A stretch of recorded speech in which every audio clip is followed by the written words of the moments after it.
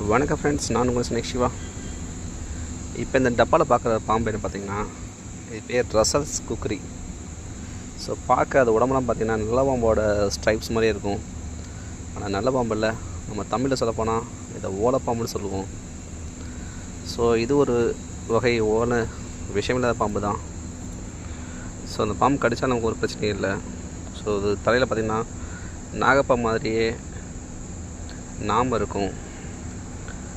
இதை கோயம்புத்தூர் சைடு பார்த்திங்கன்னா இதை பெருமாள் பாம்புன்னு சொல்லுவாங்க.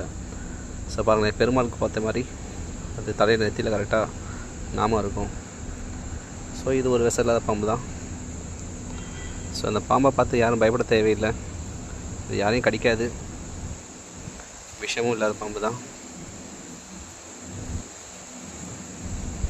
ஸோ பாருங்கள், ரொம்ப க்யூட்டாக ரொம்ப அழகாகவும் இருக்குது. ஸோ இது ஒரு விஷம் இல்லாத பாம்பு தான். ஸோ தயவுசெய்து பாம்புகள் அடிக்காதீங்க. நன்றி, வணக்கம்.